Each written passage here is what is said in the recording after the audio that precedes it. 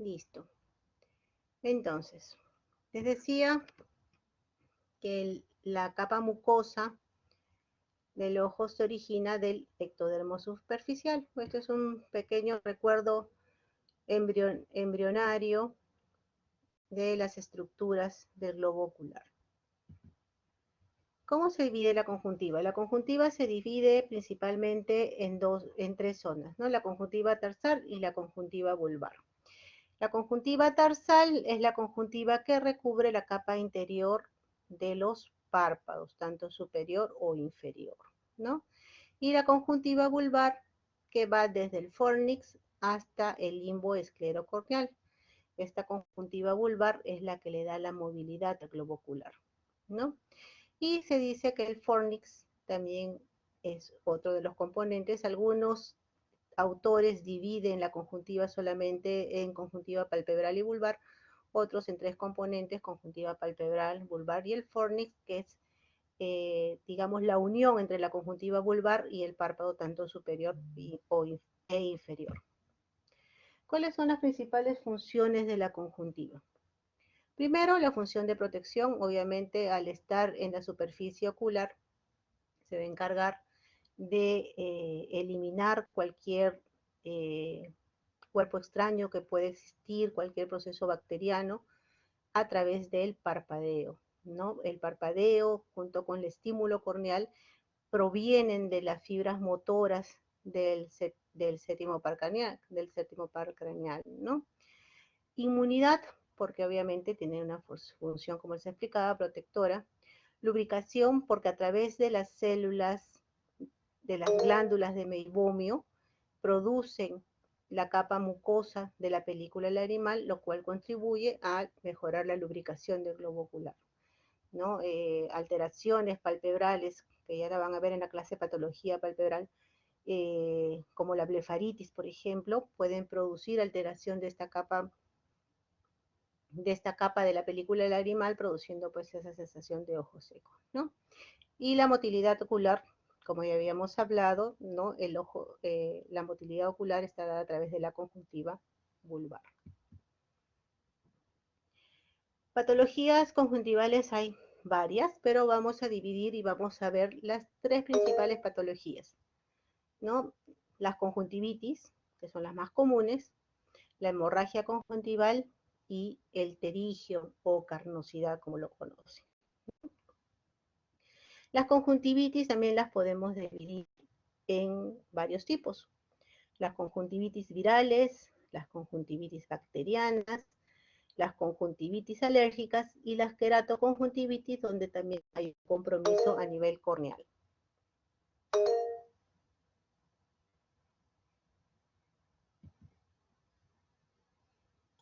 Okay. Doctora, buenas noches, disculpe. Dígame. No están pasando las diapositivas, nos hemos quedado en la proyección número 3. ¿Qué está pasando? No, Acá. no. Seguimos viendo la presentación número 3, doctora, sobre el origen embrionario. Ahora sí, Ya. Ahora sí pasa, ¿no? sí, sí, ahora sí. Gracias, Entonces, doctora. ya. Parece cuando lo pongo en pantalla completa no pasan. A ver, voy a probar nuevamente, ¿ya? Sí, doctora, Ahí está cuando pasando. se pone en pantalla completa no pasan las diapositivas, pero cuando pone la imagen que no está en pantalla completa pasan normales. Acá tampoco ven que estén pasando las diapositivas. No, doctora. No, ya. Bueno, no sé qué pasa acá. No. Bueno, entonces estábamos hablando de las funciones y les estaba comentando sobre la patología, ¿no? Entonces teníamos conjuntivitis virales, bacterianas, alérgicas y queratoconjuntivitis cuando ya teníamos un compromiso a nivel corneal. Otro grupo de patologías es la hemorragia conjuntival o hiposfagma, como también se le llama, ¿no? Y otra también patología común, el terigion o pingüécula. Vamos a comenzar hablando con las conjuntivitis virales. Las conjuntivitis virales Principalmente son producidas por un agente llamado adenovirus, ¿no? Y este adenovirus generalmente produce también un compromiso a nivel respiratorio. Entonces, pacientes con enfermedades respiratorias, resfríos comunes, pueden presentar este tipo de conjuntivitis virales. Las conjuntivitis virales son muy típicas porque este tipo de pacientes no presenta secreciones amarillentas verdosas.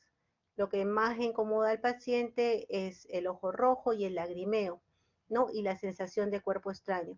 Y esa sensación de cuerpo extraño está dada por estas papilas gigantes que se producen en la conjuntiva palpebral. Entonces, es generalmente, pues, como les decía, lo podemos apreciar en pacientes con antecedentes de enfermedades o infecciones de las vías respiratorias. El tratamiento de este tipo de conjuntivitis, al ser unas conjuntivitis virales, obviamente se van a autolimitar solas, pero dependiendo de las molestias que presenta el paciente, podemos indicarle tratamientos con lágrimas naturales o compresas frías para ayudar a bajar la inflamación. Eh, Generalmente en niños, este tipo de conjuntivitis sí tienden a complicarse y a virar a una conjuntivitis bacteriana, dado que el niño pues no tiene mucho cuidado y si siente picazón se va a frotar el ojo, se va a coger con las manos contaminadas, se frota la nariz y luego se frota el ojo y ya se contaminó, ¿no? Entonces en este caso preferimos a los niños con conjuntivitis tipo virales adicionarles antibióticos tópicos con corticoides, ¿no? Antibióticos más comunes con corticoides que tenemos en el mercado es la tobramicina con la dexametasona o el cloranfenicol más dexametasona, ¿no? Y si son casos ya muy extremos o la picación es muy intensa, podemos indicarle también antihistamínicos tópicos adicionales al tratamiento pues, oral que estén llevando, ¿no? Muy bien.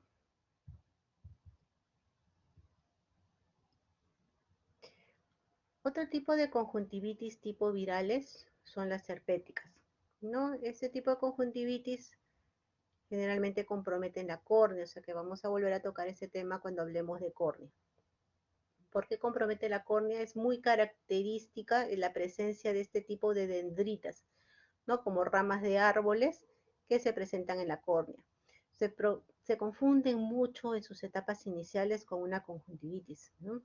Y los pacientes que acuden con sensación de cuerpo extraño, que acuden con ojo rojo y lagrimeo, son tratados como una conjuntivitis normal, ¿no? Y después de 7 días de tratamiento continúan con las mismas molestias, continúan con el ojo rojo y continúan con la sensación de cuerpo extraño. Estas dendritas muy poco pueden ser vistas a simple vista, salvo lo alumbres con una lámpara de hendidura o con una linterna, ¿no? En este caso, estas dendritas se ven del color verdoso porque están teñidas con fluoresceína y alumbradas a través de la lámpara de hendidura con una luz de cobalto. Es la manera como nosotros la apreciamos cuando examinamos al paciente. Pero si lo examinan a simple vista, es muy poco probable que lo puedan notar, ¿no? Entonces, ¿por qué es importante, sobre todo, descartar una conjuntivitis herpética? Porque se comete el error muchas veces de cuando se da el tratamiento o se piensa que esto es una conjuntivitis viral o es una conjuntivitis bacteriana, al paciente se le administra antibióticos asociados a corticoides. Y en este caso, en este tipo de conjuntivitis, el corticoide está totalmente contraindicado porque exacerba el cuadro. Como les decía, esos pacientes cursan con mucha a veces inflamación y dolor. El dolor no es tan exquisito, el dolor no es muy característico de estos casos. La baja visión, muy poco, salvo las dendritas se localicen en el centro de la córnea, en el centro del foco visual, puede producir baja visión, pero en estos pacientes es muy característico porque hay una disminución de la sensibilidad corneal. Y esa disminución de la sensibilidad corneal ustedes la pueden evidenciar al momento que si ustedes están sospechando de una herpética, acerquen ustedes una torunda o un hisopo en la córnea del paciente. Ustedes van a poder topar la córnea y el paciente no va a tener ninguna sensación. A diferencia de un paciente que no tenga ningún tipo de herpes, tú le acercas el hisopo y la primera reacción va a ser el parpadeo, ¿no? Esa puede ser una de las maneras en que ustedes pueden descartar si esto es una herpética o es una viral, simplemente. El tratamiento de las conjuntivitis herpéticas es lubricantes y sobre todo el aciclovir. El tratamiento con aciclovir vía oral son 4 gramos diarios, que es la dosis de ataque. 4 gramos diarios por una semana y le vamos bajando la dosis y continuamos con 800 miligramos diarios por una semana más para evitar que esto pueda nuevamente a recurrir el cuadro, ¿no? Como sabemos, pues no vamos a eliminar completamente el virus del herpes, siempre va a estar alojado en el ganglio, pero podemos evitar que la recurrencia sea muy frecuente, ¿no? Entonces, esa es a través de la sensibilidad, es una de las maneras para descartar si estás frente a una herpética o una viral simple. Continuamos con las conjuntivitis bacterianas. Las bacterianas sí son muy características, la secreción amarillo verdosa que se presenta, abundantes secreciones, ojo rojo, y los principales agentes causales son los estafilococos aureus y epidermidis. No, más frecuente el epidermidis es el que encontramos. No son dolorosas, salvo estén asociados a procesos ulcerativos a nivel corneal que producen una mayor, ahí sí tenemos una sensación dolorosa mayor, ¿no? Sensación del cuerpo extraño, ya les mostré cómo se ven las papilas también, igual que las virales, en las bacterianas también hay un crecimiento de las papilas de los párpados y eso le da esa sensación de cuerpo extraño, ¿no? El ojo rojo también es muy, muy característico y además de la hiperemia conjuntival y el ojo rojo, ¿no? Muchos casos estas conjuntivitis bacterianas pueden estar asociados a celulitis orbitarias, especialmente en los niños, ¿no? Cuando son cuadros ya más agresivos, hay que tener mucho cuidado al evaluar al niño con párpados inflamados y si estamos frente a una sospecha de una celulitis preorbitaria o celulitis orbitaria, un niño, sobre todo si es menor de 5 años, inmediatamente hay que hospitalizarlo y darle el tratamiento endovenoso, antibiótico endovenoso, ¿no? No a un niño con signos de conjuntivitis y celulitis, nunca lo mandes a su casa, porque estos niños pueden llegar con cuadros mucho más graves, ¿no? Inclusive hemos visto niños que han hecho sepsis muy graves solamente al presenciar una conjuntivitis y una celulitis maltratada. ¿Ok? Entonces el tratamiento bacteriano en una conjuntivitis bacteriana, la higiene. Lo principal en estos cuadros es la higiene, ¿no? Indicarle bien a los familiares, al mismo paciente, lavados de mano frecuente, limpieza frecuente de secreciones, cambio de funda de la almohada todos los días, separar sus útiles de aseo independientemente para evitar el contagio, ¿no? Si son personas que trabajan en un sitio muy conglomerado, pues obviamente esos pacientes sí tienen que darle un descanso médico para evitar que pueda seguir contagiando. El tratamiento antibiótico también lo asociamos generalmente trabajamos con antibióticos asociados a corticoides para disminuir el proceso inflamatorio. En los casos de las bacterianas podemos usar ciprofloxacino con dexametasona, tobramicina con dexametasona y actualmente también dependiendo de la agresividad de la conjuntivitis bacteriana usamos quinolonas de 4ª generación como el moxifloxacino, ¿no? Que nos ayuda mucho en estos cuadros más severos. Lágrimas naturales y paños fríos. Muy bien. Luego de las bacterianas, nos toca pasar a las conjuntivitis alérgicas. Las conjuntivitis alérgicas, como su nombre bien lo dice, está asociado a alguna entidad alérgica, ¿no? Pacientes que sufren de rinitis, de asma, inclusive tenemos pacientes que se asocian con dermatitis, con procesos dermatológicos, también pueden cursar con este tipo de conjuntivitis alérgicas. Y la característica neta de la conjuntivitis alérgica es el prurito, ¿no? Estos pacientes pueden cursar con ojo rojo, pero lo más característico es el prurito. Y el prurito generalmente en el canto interno del párpado, es donde mayormente se produce este tipo de sensación de picazón, ¿no? Y el frote del ojo puede ser tan agresivo que puede causar este cuadro que se llama quemosis conjuntival, ¿no? La conjuntiva conjuntival aumenta de volumen por la introducción de lágrima entre la conjuntiva y la esclera y se infla como una bolsa. Y generalmente pues en los niños que son frotadores crónicos, la madre se asusta mucho cuando ve este tipo de bolsas conjuntivales. La quemosis conjuntival se autolimita sola con el tratamiento, con el antiinflamatorio o con paños fríos la podemos autolimitar. ¿Cuál es el tratamiento de las conjuntivitis alérgicas? Pues antihistamínicos. Igualmente, así como se puede usar los antihistamínicos sistémicos, tenemos a nivel de oftalmología los antihistamínicos tópicos como la olopatadina, que es la más comúnmente usada, el ketotifeno, ¿no? Que su administración 2 veces al día es suficiente. Generalmente lo dejamos por un mes el tratamiento para evitar pues que nuevamente vuelva a recurrir el cuadro, el prurito, ¿no?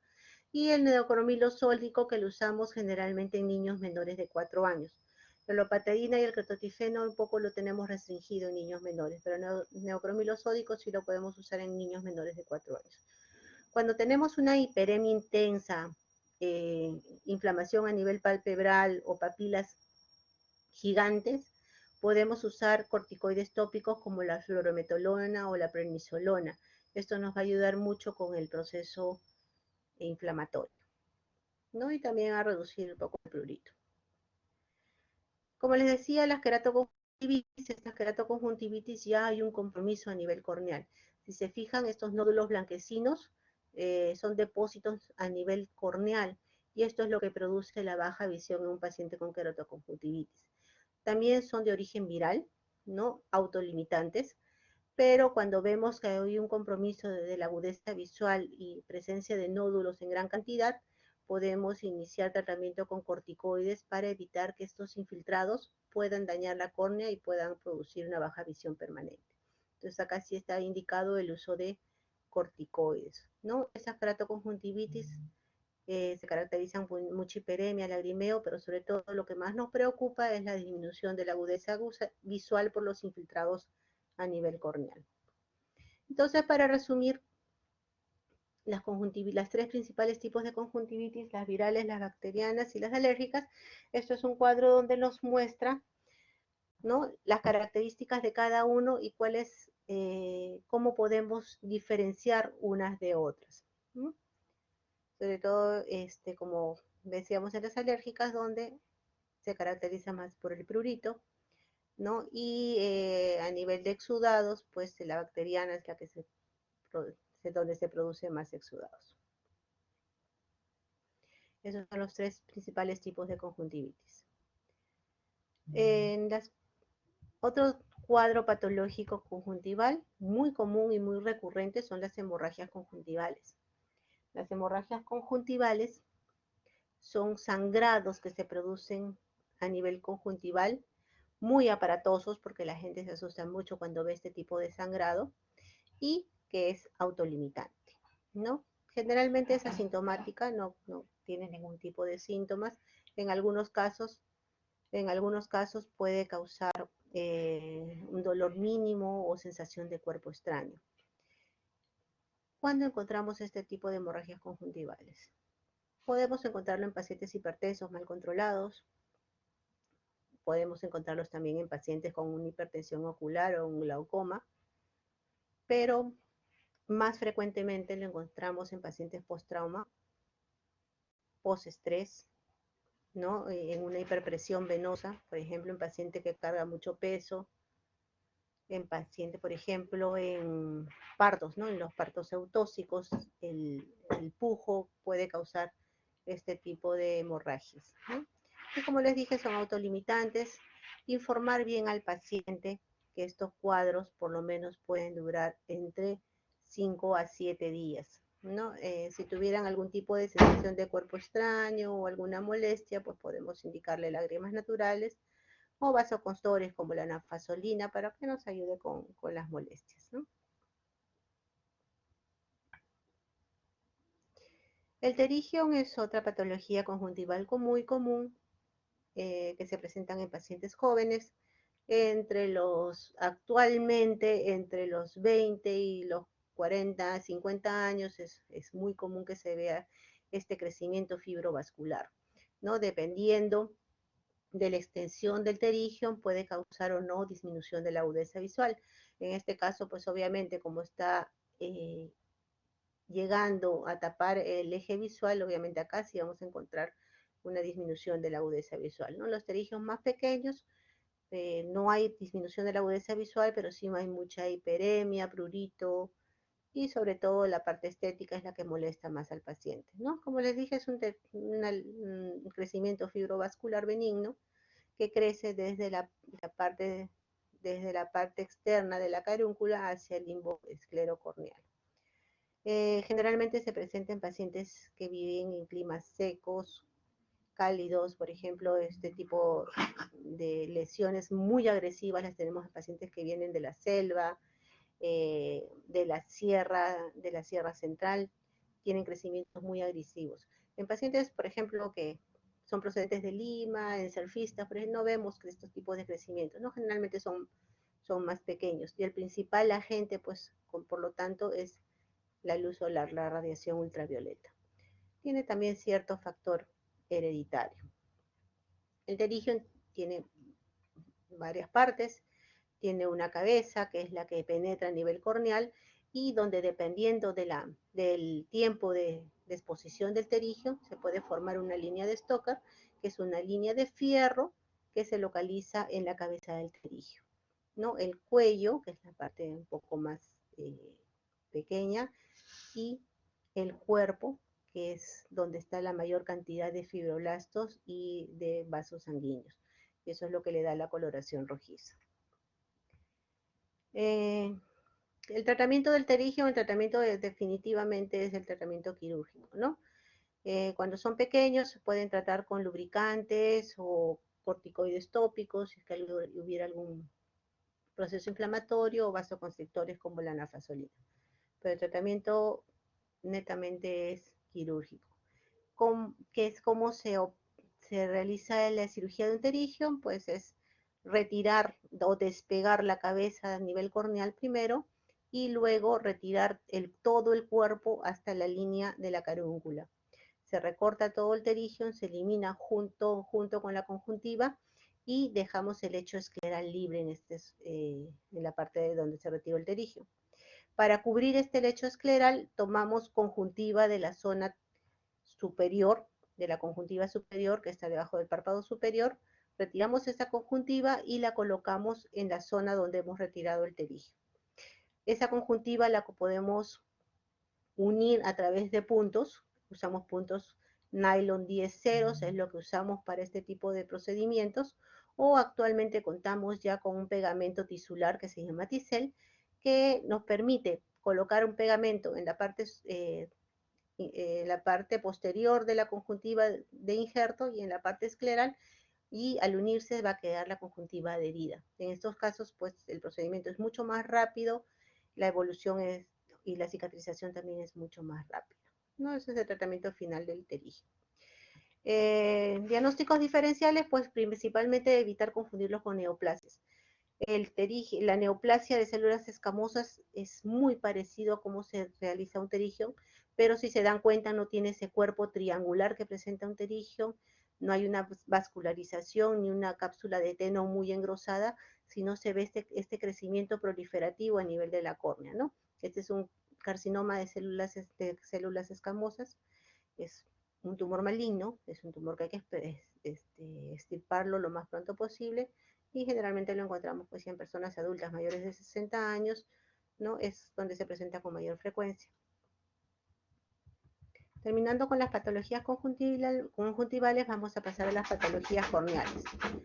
La córnea es un tejido también transparente, es un tejido vascular, es un tejido muy sensible, como les había explicado, quizás es uno de los tejidos más sensibles del cuerpo humano, ¿no? Tiene un diámetro horizontal mayor que vertical y el espesor promedio es alrededor de 500 micras. La córnea constituye el 75% del poder refractivo y el otro 25% está dado por el cristalino. Eso, bueno, está compuesta por 5 capas, donde la capa quizás más importante que se encarga de conservar la transparencia corneal es la capa endotelial. Esta capa no tiene poder regenerativo, quiere decir que si se daña el endotelio no se puede volver a regenerar. ¿Okay? Entonces, la función de la córnea, pues la transmisión de la luz y la formación de imágenes a nivel del centro, las luces van proyectadas a la retina y es así como se produce la formación de imágenes. ¿Cuáles son las principales técnicas de evaluación corneal? Pues a través de la lámpara de hendidura, ¿no? A través de la lámpara de hendidura nosotros podemos evaluar su transparencia, podemos evaluar a veces su espesor, podemos evaluar si hay algún daño como una laceración, una úlcera, cuerpo extraño, podemos evaluarlo a través de la lámpara de hendidura. Exámenes más profundos es, por ejemplo, la microscopía especular, que en este caso para nosotros es muy importante tener un microscopio especular a la mano, sobre todo en pacientes que van a ser sometidos a cirugía de catarata, para saber que el endotelio, esta es una figura de un endotelio normal, que el endotelio es indemne. Alteraciones en el endotelio, como se presenta en esta forma, en esta imagen del lado izquierdo, con motas oscuras, me está indicando acá que hay falta de células endoteliales. Quiere decir que este endotelio, si nosotros provocamos alguna alteración, alguna fuerza a través, por ejemplo, de la cirugía, podemos descompensar totalmente este endotelio, lo cual va a producir una opacidad de la córnea. Y esa es una de las principales causas de fracasos a nivel de las cirugías corneales, de catarata. ¿Qué más evaluamos en la córnea? Evaluamos su curvatura. La curvatura es importante para descartar enfermedades como queratocono, que es una patología que provoca un adelgazamiento a través de la pérdida de fibras de colágeno de la córnea, lo cual va haciendo perder la transparencia de la córnea, ¿no? Se mide a través de mapas, por ejemplo, en la mano izquierda tenemos una topografía donde me muestra, si ven, como un corbatín rojo amarillento, donde me muestra la curvatura corneal. Esta es una curvatura, es un paciente con un astigmatismo regular, ¿no? Y el Pentacan ya es un equipo que nos permite evaluar tanto la curvatura anterior como la curvatura posterior de la córnea, porque no todas las patologías se encuentran solamente a nivel anterior. En la parte posterior también podemos tener adelgazamientos o alteraciones del epitelio corneal que me pueden producir otro tipo de patologías. Dentro de las anormalidades congénitas de la córnea, tenemos, por ejemplo, la microcórnea. Como su nombre lo dice, es una córnea muy pequeña, son niños que nacen con córneas pequeñas, con diámetros menores de 10 milímetros, un globo ocular de tamaño normal, pero una córnea muy pequeñita.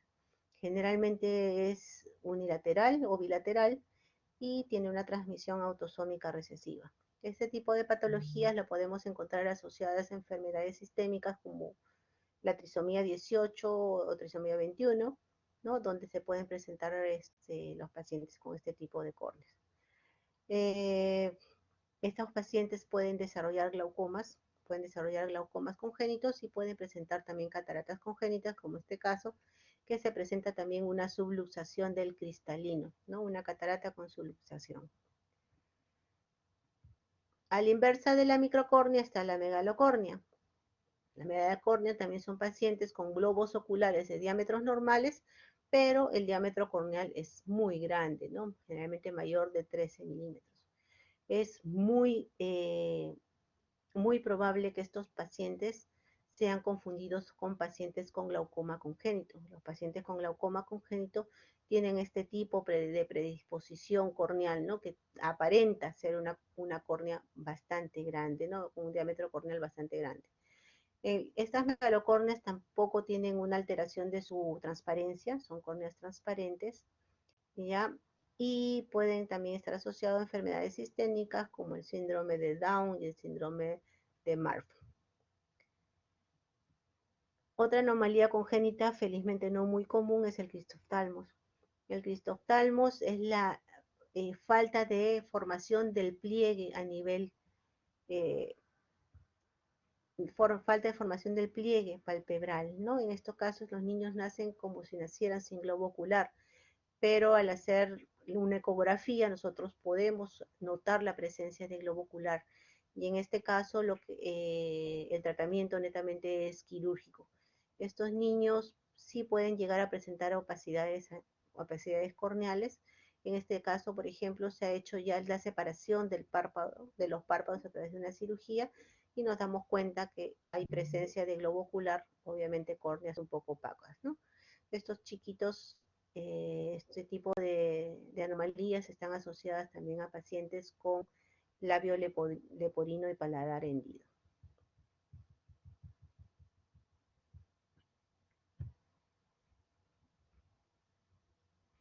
Esclerocornia, a diferencia de las anteriores, en caso de la esclerocornia sí presentamos opacidades a nivel corneal, ¿no? Las córneas son totalmente blanquecinas, por lo tanto, en estos casos, pues estos pacientes tienen una ceguera generalmente bilateral, ¿no? O la agudeza visual muy, muy, muy baja.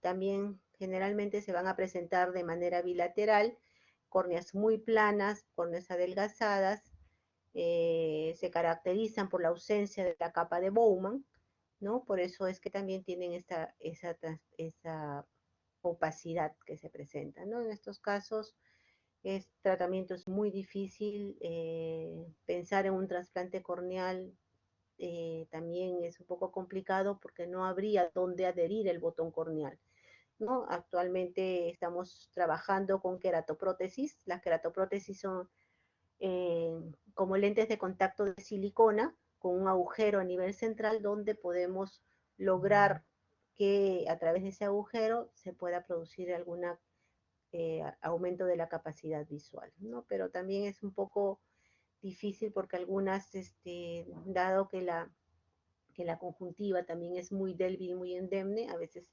esas queratoprótesis no funcionaban porque eh, causaban dehiscencia, decían una dehiscencia y terminaban cayéndose. De las enfermedades corneales congénitas pasamos a enfermedades corneales infecciosas. Les había hablado ya del herpes virus, donde la característica principal es la sensibilidad corneal, ¿no? Es como podemos nosotros identificar si estamos frente a un herpes o a un proceso viral. Les había hablado que el tratamiento es con aciclovir vía oral, 4 gramos diarios, no tener miedo de dar 4 gramos diarios al paciente para eliminar el cuadro de arranque. Les decía que se puede presentar como unas conjuntivitis, pueden ser confundidas como unas conjuntivitis, ¿no? Y pueden estar asociados a linfadenopatías. Generalmente en este caso están el herpes virus tipo 1. Así como tenemos el herpes virus tipo 1, tenemos también el herpes zóster. El herpes zóster sí se caracteriza por tener vesículas en un dermatoma, ¿no? Como vemos en este caso, se asocian a vesículas en un dermatoma. No necesariamente provocan alteración a nivel ocular, pero si comienza a comprometer partes más internas de los párpados, puede causar una inflamación que se llama uveitis, ¿no? Donde el cuadro es un poco más crítico, donde podemos encontrar disminución de la agudeza visual con compromiso a nivel corneal. Pero la característica neta son estas vesículas, ¿no? Vesículas a nivel de un dermatoma, y el dolor también es muy característico en este tipo de herpes. El adenovirus también, del que ya habíamos hablado, un agente característico es el enterovirus 70, ¿no? Ya habíamos hablado cómo se opacificaban las córneas, pueden estar asociados a procesos hemorrágicos, ¿no? Y membranas a nivel palpebral. infecciones corneales bacterianas, quizás las más agresivas y las más severas porque sí nos pueden causar disminución de la agudeza visual y perforación corneal inclusive. En este caso, las bacterianas se producen a nivel de una úlcera, un daño primero en el epitelio corneal que va progresando y va comprometiendo el espesor corneal, produciéndose, como les explicaba, una perforación. Cuando encontramos este tipo de procesos, actualmente se está viendo mucho en pacientes que salen de UCI. Los pacientes que salen de UCI generalmente, como no tienen un parpadeo reflejo, hay una exposición a nivel corneal y esa exposición corneal provoca que se produzca una contaminación tanto viral como bacteriana, con un adelgazamiento de la córnea y produciéndose pues la perforación secundaria, ¿no? Las bacterianas se caracterizan mucho por dolor. El dolor es muy intenso en las úlceras bacterianas y una de las bacterias más frecuentemente encontradas es el estafilococo, ¿no? Está asociado, este tipo también está asociado, acuérdense, en las pacientes que presentan parálisis, ¿no?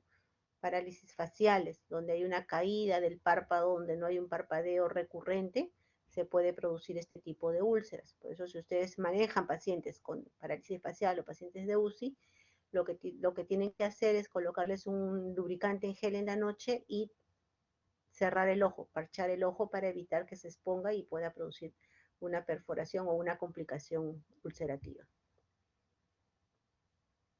¿No? Eso es lo que les hablaba, ¿no? No hay un mal reflejo del parpadeo, hay una resequedad intensa y produciendo los signos consiguientes.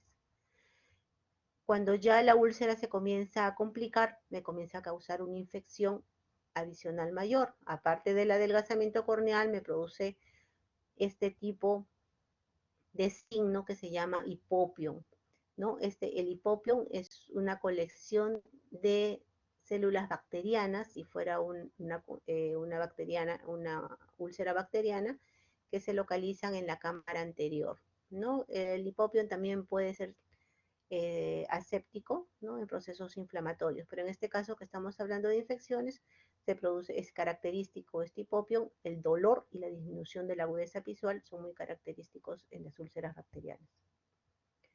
¿Cuál es el tratamiento? El tratamiento tiene que ser inmediato, antibióticos tópicos, como les decía, contamos con las fluoroquinolonas de cuarta generación, instigamos horariamente el antibiótico y en casos de procesos más complicados, pues podemos usar antibióticos fortificados, no preparados. Usamos la gentamicina o la cefazolina a concentraciones adecuadas para poder evitar que esas úlceras lleguen a complicarse. Lo ideal, obviamente, es hacer un raspado corneal, hacer un raspado del tejido y poder hacer un cultivo. Pero pues muchos pacientes llegan ya en estadios extremos, que lo que primero que tenemos que hacer es tratar de salvar esa córnea, ¿no? Y si tuviéramos la opción, sí, pues hacer un cultivo, ¿no? Para identificar el agente. Otra infección corneal muy agresiva es el hongo, las úlceras micóticas. Las úlceras micóticas son tan agresivas que pueden producir una perforación en 3 días. El hongo más frecuente son los filamentosos, el fusario. Estos tipos de micosis nosotros la podemos encontrar tras traumas con material vegetal. Por eso es muy importante la anamnesis y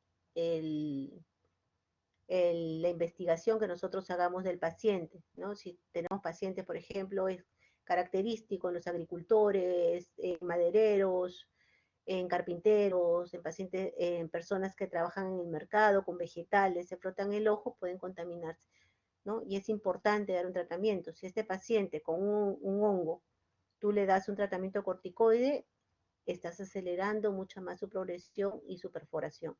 Entonces, si tú haces bien tu anamnesis, vas a poder sospechar de un hongo, evitas el uso de corticoides, le das tratamiento antimicótico, ¿no? Si no tenemos a la mano generalmente gotas, comenzamos con el tratamiento oral, con el ketoconazol de 400 miligramos por día, o fluconazol, y el tratamiento tópico, pues generalmente es la natamicina, es uno de los pocos tratamientos que hay. El problema es que la natamicina es un medicamento muy caro, un frasco de natamicina te puede costar 300 soles y te lo terminas en 2 días, porque la destilación tiene que ser horaria durante por lo menos 48 horas. Entonces, estamos haciendo preparados con el fluconazol, en ampolla lo diluimos y también nos está dando muy buenos resultados en pacientes pues, que no tienen, generalmente estos pacientes no tienen para poder adquirir un tratamiento tan caro, ¿no? Y con eso evitamos pues que ese ojito se perfore. Como le digo, es importante la anamnesis que ustedes puedan hacer para poder instilar inmediatamente el tratamiento y no equivocarse en el tratamiento. Enfermedades infecciosas no corneales, enfermedades corneales no infecciosas, tenemos varias, ¿no? Por ejemplo, habrán visto personas con las córneas que tienen manchas blanquecinas. Esto se llama queratitis intersticial. Son alteraciones del estroma corneal que está asociado muchas veces a una sífilis congénita.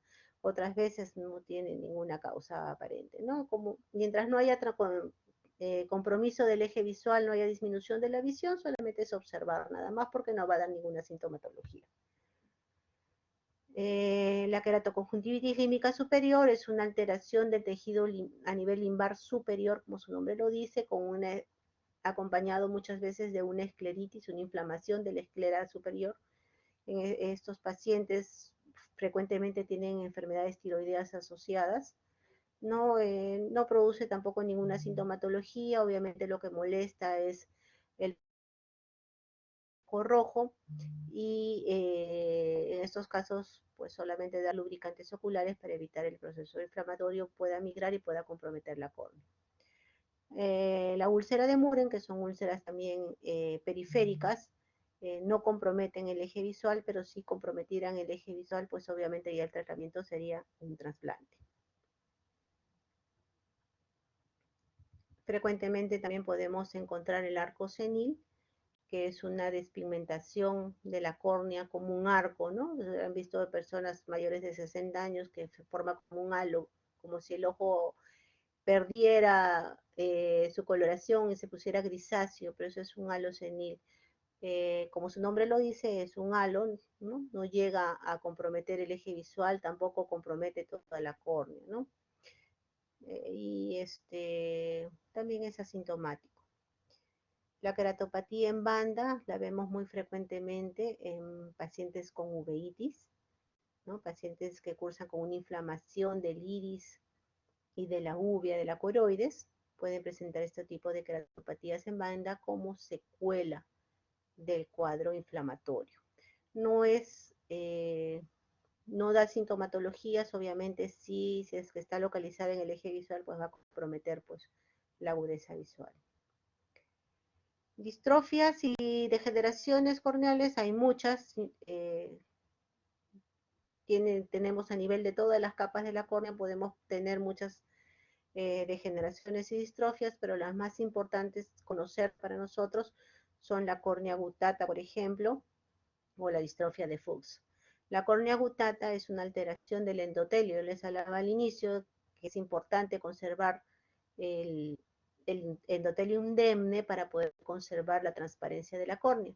En la córnea gutata, como su nombre lo dice, a través de la microscopía especular podemos ver zonas donde no encontramos epitelio, no encontramos células corneales.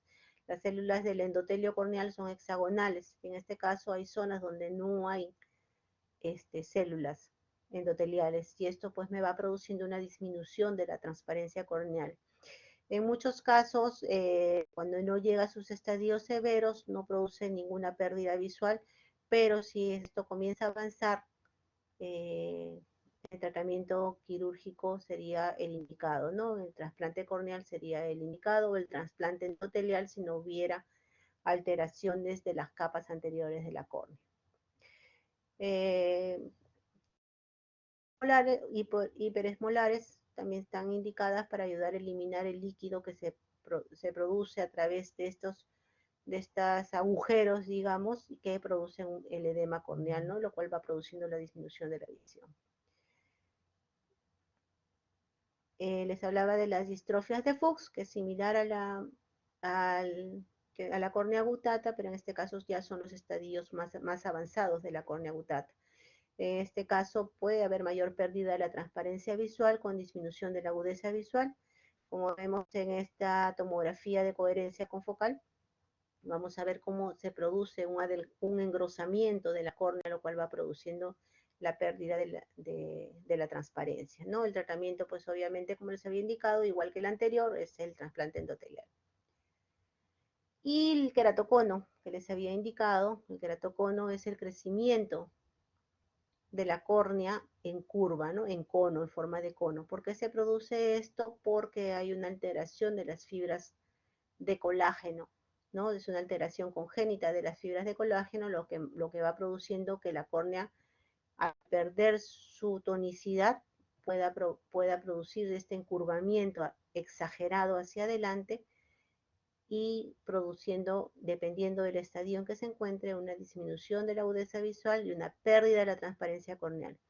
Esto lo detectamos generalmente a partir de la adolescencia, se comienzan a manifestar estos cuadros y se caracterizan por pacientes que presentan miopías o astigmatismos muy altos.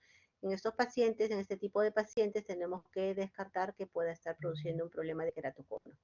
Es muy común en el Perú encontrar queratocono en pacientes procedentes de altura, en Puno, en Arequipa, en Cajamarca. Es muy común encontrar este tipo de distrofias corneales. Estos pacientes está contraindicado el frote. Lamentablemente estos pacientes también presentan cuadros alérgicos, pero está contraindicado el frote corneal. Se ha visto y se ha comprobado que el frote crónico de la córnea puede producir una aceleración del encurvamiento y una aceleración del cuadro con la pérdida de la transparencia corneal. ¿Cómo diagnosticamos las estasias corneales? A través del Pentacan, de la topografía de curvatura corneal. En las topografías, por ejemplo, una córnea normal se ve en colores más cálidos, ¿no?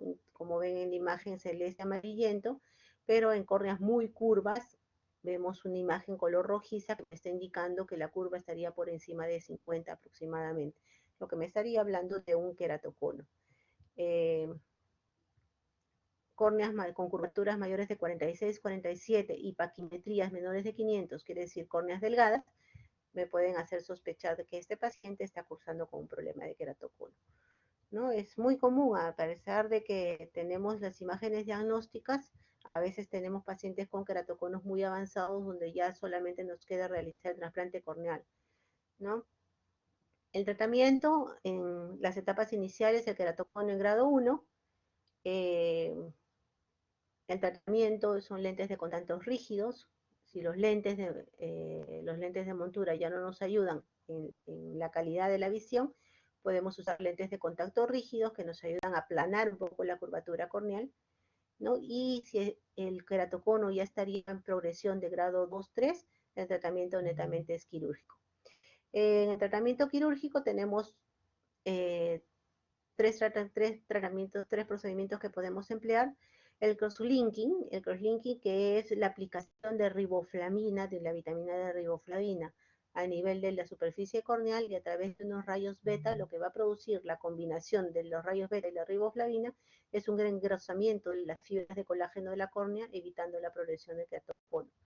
Generalmente esto lo asociamos a una técnica operatoria de implante de anillos intraestromales, que son como una especie de correajes que se colocan en el estroma de la córnea. O sea, se hace una pequeña incisión y a través de esa incisión se penetran los anillos y esto me sirven como unos correajes que sujetan la córnea para evitar que se siga encorvando. Cuando ya tenemos opacidades corneales, cuando la córnea ya está muy opaca o tiene bridas que disminuyen la agudeza visual, el tratamiento final de los estadios de queratocono es un trasplante corneal, ¿no?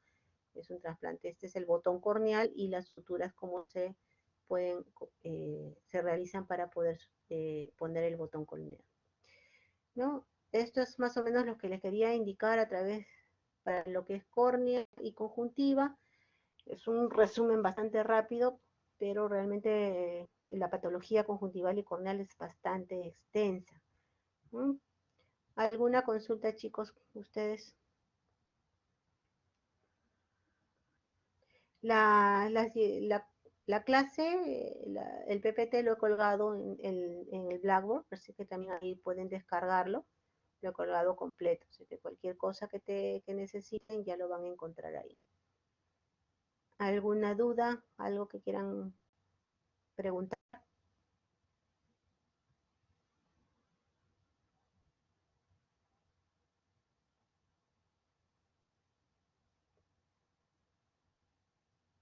¿Nadie? Listo. Casi todos han estado asistentes. Perfecto. Muy bien. Listo, chicos. Entonces los dejo para ir a ver el partido. Muy bien. Súper con todos. Listo. Gracias. Nos vemos. Arriba Perú. Arriba Perú, Eric. Listo. Chao.